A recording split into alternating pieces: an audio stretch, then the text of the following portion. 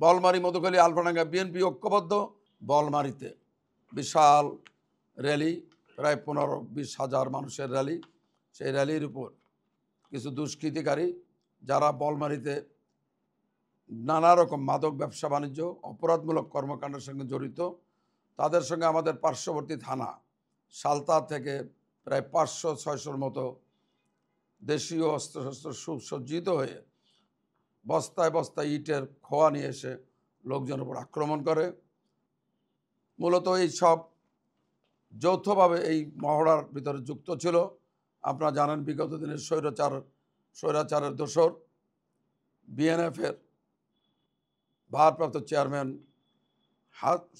প্রায় 12-13 বার দল বদলকারী শাহ মাহমুদ আবু জাফর এবং তার বাল্যবন্ধু, তার শিক্ষা জীবনের বন্ধু, কুখ্যাত রাজাকার মৃত্যুদণ্ডপ্রাপ্ত আসামি আবুল কালাম আজাদ ওরফে বাচ্চু রাজাকারের বাহিনী যৌথভাবে আমাদের এই বিএনপির নেতা কর্মীর উপর হামলা করে। আপনারা জানেন এই কুখ্যাত আবুল কালাম আজাদ একটি মামলায় তার ফাঁসির আদেশ হয়েছে। দীর্ঘদিন সে দেশের বাইরে পালিয়েছিল। জুলাই আগস্ট আন্দোলনের পর আমি জানি না সে কীভাবে ইমিগ্রেশন ক্রস করে বাংলাদেশে এসেছে। তার এবং তার ছেলে ড্রাগ অ্যাডিক্টেড মুস্তাইন বিল্লাহ জিহাদ এবং তার কিছু নিকট আত্মীয় স্বজন আছে, তাদের নেতৃত্বে বলমারী উপজেলার পরামর্শদ ইউনিয়ন মহেন্দ্রবাজার প্রতিনিয়ত লুটপাট, অগ্নিসংযোগ, জোরপূর্বক চাঁদা আদায়ের কার্যক্রম চলছে।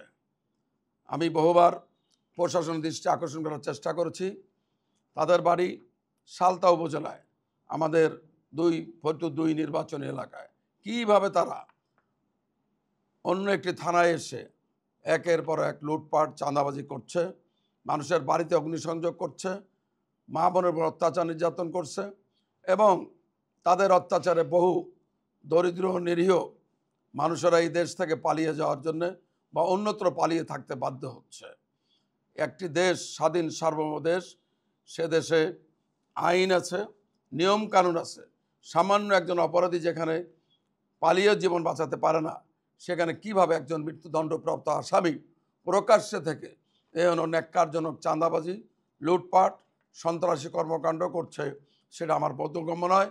আমি পুলিশ প্রশাসন, বিশেষ করে আমাদের বর্তমান যে ইন্টারিম গভর্নমেন্ট আছে, এই গভর্নমেন্টের প্রধান ডক্টর ইউনূস সাহেবের কাছে আমি আবেদন করতে চাই, স্বরাষ্ট্র মন্ত্রণালয়ের স্বরাষ্ট্র উপদেষ্টা ওনার কাছে আমি আবেদন করতে চাই, এখনও অপরাধী যদি প্রকাশ্যে ঘুরে বেড়ায়, এখনও অপরাধী যদি মৃত্যুদণ্ডের দণ্ড মাথায় নিয়ে একের পর এক অপরাধ করতেই থাকে, তাহলে তো এদেশে মানুষের আর কোনো আশ্রয়ের স্থল থাকবে না।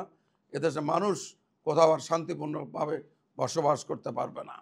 7ই নভেম্বর তারা যৌথভাবে বলমারীতে হাজার হাজার মানুষের উপর হামলা করেছে, বহু মানুষকে আহত করেছে, বহু গাড়ি জ্বালিয়ে দিয়েছে।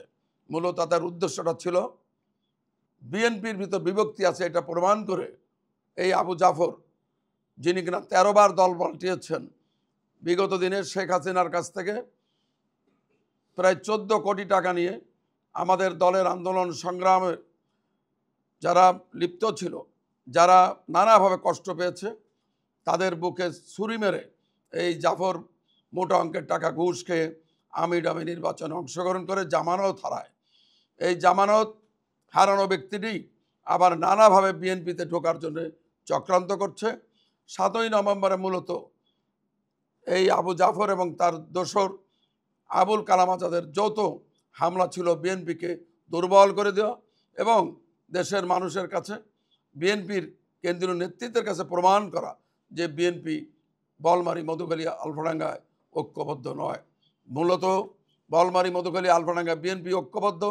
বিগত দিনে 5 আগস্টের পূর্বে আমাদের বহু নেতাকর্মী জেল খেটেছেন, অত্যাচার নির্যাতন সহ্য করেছেন। সেখানে আজকে বিএনপি সুসংগঠিত, এই সুসংগঠিত বিএনপিটাকে দ্বিধা বিভক্ত করে মানুষের ভিতরে একটা ব্যাড মেসেজ দিতে চায় এরা যে এই বিএনপি এখানে ঐক্যবদ্ধ নয়। আমি বাংলাদেশ জাতীয়তাবাদী দল বলমারি মধুখালী আলফাডাঙ্গার পক্ষ থেকে বর্তমান অন্তর্বর্তীকালীন সরকার, পুলিশ প্রশাসন এবং অন্যান্য বাহিনীর কাছে অনুরোধ করতে চাই, এহেন অপরাধীরা কীভাবে প্রকাশ্যে ঘুরে বেড়ায়, এই এহেন অপরাধীরা মৃত্যুদণ্ডের দণ্ডাদেশ নিয়ে কীভাবে প্রকাশ্যে ঘুরে একের পর এক ক্রাইম করে, সেটি দয়া করে খতিয়ে দেখার জন্য আমি বিশেষভাবে অনুরোধ করছি এবং এদেরকে অনতিবিলম্বে আইনের আওতায় আনার দরকার। গত পরশুদিন আমি সহ বহু নেতৃবৃন্দ মধুখালী থাকার পরেও গতকাল শুনলাম বলমারিতে থানার মামলা রেকর্ড হয়েছে বিস্ফোরক আইনে মামলা রেকর্ড হয়েছে। সেখানে আমাকে 1 নম্বর আসামি করা হয়েছে। বহু দরিদ্র মানুষ যারা বিএনপি করতে যে বিগত দিনের স্বৈরাচারের বিভিন্ন বাহিনী দ্বারা নির্যাতিত হয়েছে, তাদেরকে মিথ্যা বিস্ফোরক মামলায় আসামি করা হয়েছে। আমি সরকারের কাছে অনুরোধ করব, অনতিবিলম্বে এই মামলা প্রত্যাহার করা হোক এবং নিরীহ নিষ্পেষিত মানুষকে শান্তিতে বসবাস করার সুযোগ দেওয়ার জন্য আমি আবেদন করছি। ধন্যবাদ আপনাদের সকলকে। নিরপেক্ষ, সত্য প্রকাশে আপোষহীন।